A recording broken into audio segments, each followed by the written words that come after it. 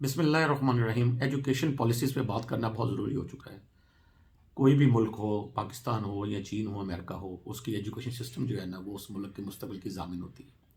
افسوسناک پہلو یہ ہے کہ سنگل نیشن کریکولم آیا جس کی بالکل ضرورت نہیں تھی۔ ضرورت تو یہ تھی کہ ہم اپنے ایجوکیشنل انسٹیٹیوشنز جو ہیں، جو کہ ایک بزنس انڈسٹری بن چکی ہے، اس میں اصلاحات لے کے آتے، لیکن ہم نے اس کی بجائے سارا زور جو ہے وہ سنگل نیشن کریکولم پہ لگا دیا ہے۔ حقیقت تو یہ ہے کہ ہمارے اس وقت تعلیمی اداروں میں لاکھوں کی تعداد میں نوجوان گریجویٹس پیدا ہو رہے ہیں، جن کے کام کرنے کے لیے نہ ملازمتیں ہیں، نہ کاروبار کی سہولتیں ہیں۔ افسوسناک پہلو اس سے بھی زیادہ یہ ہے کہ بے روزگاری بڑھ رہی ہے اور نوجوانوں میں مایوسی پھیل رہی ہے۔ بیرون ممالک جا کر ملازمتیں کرنا یہی کیا ایک حل رہ گیا ہے؟ ضرورت اس امر کی ہے کہ ہم اپنے نوجوانوں کے لیے بڑے گراس روٹ لیول سے، نرسری سے، پلے گروپ سے، کلاس 1 سے 5 تک، اور 6 سے 10 تک، اور 12 سے لے کے 16 تک ہم ان کے لیے تعلیم کے ساتھ ساتھ تربیت کا بندوبست کریں۔ ایک ایسی تربیت، ایک ایسا ذہنی رجحان جس سے وہ آئندہ جا کر اپنے لیے خود کفیل ہو سکیں اور اپنے ملک کے لیے مفید ثابت ہو سکیں۔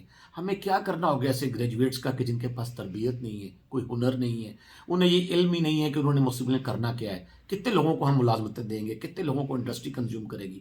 خدا را اس بات پر سوچا جائے۔ اور دوسری یہ بات یہ ہے کہ آپ لوگوں کو ایک اندھا کمپٹیشن مت دیں، ان کو ان کی صلاحیت کے مطابق کام کرنے کے مواقع دیں، اور ان کی صلاحیتوں کو جانچنے کے لیے جو ایجوکیشنل انسٹیٹیوشن جن کو ان کے والدین لاکھوں کروڑوں روپیہ فیسیں دیتے ہیں، ان کو اس بات کا ذمہ دار بنایا جائے کہ وہ تعین کرے کہ اسٹوڈنٹ میں کیا صلاحیت ہے اور کیا ابیلٹی ہے۔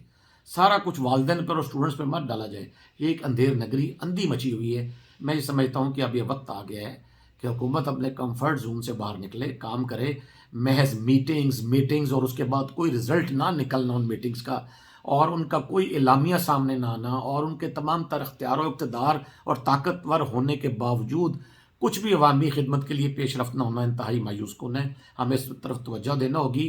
پاکستان کسی بھی طرح چین، جاپان جیسی قوموں سے پیچھے نہیں رہ سکتا۔